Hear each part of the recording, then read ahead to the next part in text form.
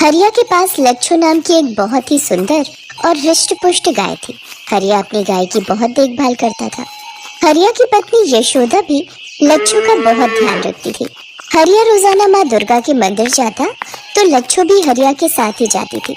जब तक हरिया मंदिर में पूजा करता तब तक उसकी गाय लच्छू मंदिर के आसपास बने खेतों में हरी घास खाती और मंदिर की सीढ़ियों के पास आकर खड़ी हो जाती और खूब जोर जोर से आवाज करती, मानो वो भी मंदिर में आए भक्तों के साथ माँ दुर्गा के नाम का जयकारा लगा रही हो। हरिया, तुमने अपनी गाय को बहुत ही अच्छी आदत सिखाई है। लच्छो भी तुम्हारे साथ साथ माँ दुर्गा के नाम का जाप करती है।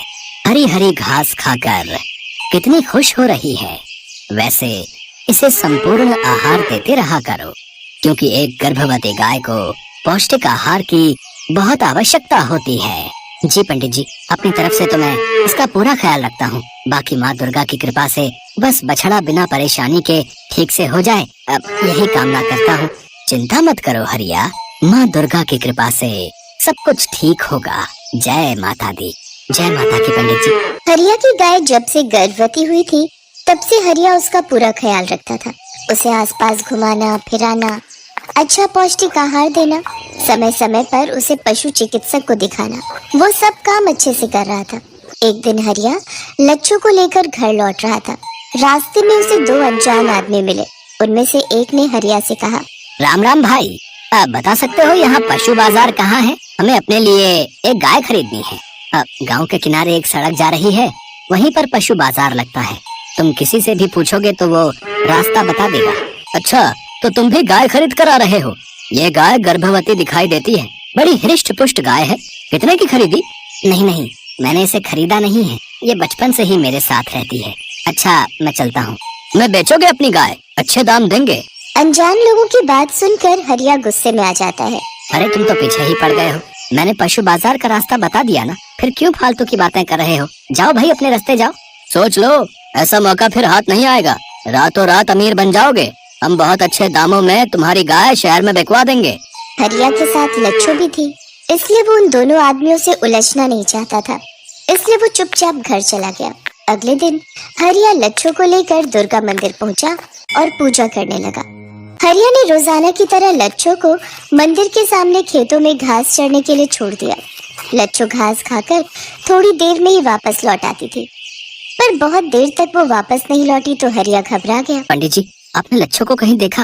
वो रोजाना मंदिर की सीढ़ियों के पास आकर खड़ी हो जाती है। मैंने आसपास के खेतों में ढूंढ लिया, वो कहीं भी दिखाई नहीं दे रही। नहीं हरिया, मैंने तो तुम्हारी गाय को नहीं देखा। मैं तो हवन के लिए किसी के घर गया हुआ था, अभी लौटा हूँ। हरिया की आंखों में आंसू आ जाते हैं और वो माँ दुर्गा के सामने रोने लगता है। यशोदा को भी ये बात पता चलती है तो वो भी दौड़ी दौड़ी मंदिर आती है। दोनों मिलकर पूरे गांव में अपनी गाय को ढूंढते हैं, पर लच्छू का कुछ पता नहीं चलता। सुनो जी, घर चलो, रात होने को आई है, हम कल चलकर पुलिस में खबर कर देंगे। यशोदा, हमारी लच्छू न जाने किस हाल में होगी। हरिया ने पूरी कोशिश कर ली, पुलिस में रिपोर्ट भी लिखवा दी, पर पुलिस भी लच्छू को ढूंढ नहीं पा रही थी। लच्छू को चोरी हुए 3 दिन बीत चुके थे। यशोदा ने देखा हरिया घर पर नहीं है, वो घबरा गई और दौड़ी हुई माँ के मंदिर में गई। उसने देखा हरिया माँ दुर्गा की मूर्ति के सामने सिर पटक पटक कर रो रहा है। हे माँ, मेरी लच्छू को वापस भेज दो, पता नहीं उसे कौन ले गया। मेरी प्रार्थना सुनो माँ, मैंने अपनी लच्छू को अपनी बच्ची की तरह पाला है। अगर उसके साथ कुछ गलत हो गया तो मैं जी नहीं पाऊंगा। माँ, मेरी प्रार्थना सुनो माँ। सुनो जी, अपने आप को संभालो ना, पुलिस चोरों की तलाश कर रही है। आपको देवी मैया पर विश्वास है ना? हाँ यशोदा, देवी माँ का ही तो सहारा है, उन्हीं पर मुझे विश्वास है। वो मेरी लच्छू को कुछ नहीं होने देंगी, वो उसकी रक्षा करेंगी। माँ दुर्गा ने देखा कि उनका भक्त अपनी गाय से कितना प्रेम करता है। एक जानवर के प्रति इतना प्रेम और दयालुता देखकर करुणामयी माँ दुर्गा ने अपनी शक्ति दिखाई और वो लच्छू के सामने प्रकट हुई। माँ दुर्गा ने अपना हाथ उठाया और लच्छू को अद्भुत शक्ति प्रदान की और अंतर ध्यान हो गई। लच्छू जंजीरों से बंधी हुई थी। माँ दुर्गा से प्राप्त शक्ति के कारण लच्छू ने जंजीरों को तोड़ दिया। लच्छू को उन्हीं 2 अनजान आदमियों ने चोरी किया था जो हरिया से उसे बेचने के लिए कह रहे थे। लच्छू की जंजीरें खुली देख वे दोनों आदमी उसे पकड़ने लगे। तभी लच्छू उन दोनों आदमियों को मारने लगी। वे दोनों उससे बचने की कोशिश में भागने लगे। लच्छू उनके पीछे दौड़ पड़ी। अरे अरे अरे अरे अरे कोई बचाओ भाई। अरे अरे ये गाय हमें मार देगी। अरे अरे इस रास्ते पर कहाँ भाग रहा है? यहाँ तो पुलिस चौकी है।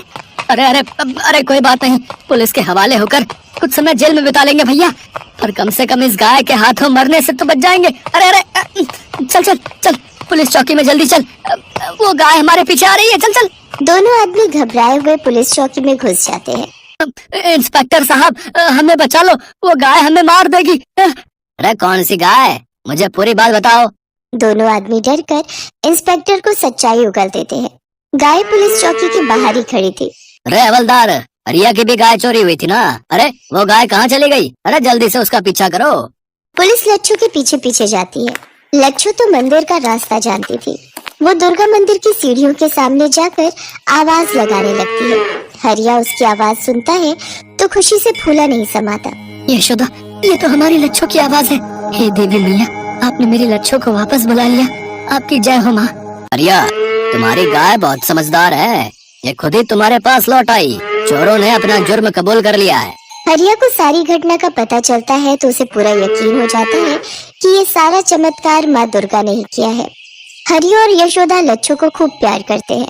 लच्छू भी अपने घर लौट आई थी, इसलिए वो खुशी से आवाजें निकाल रही थी, मानो वो भी माँ दुर्गा को धन्यवाद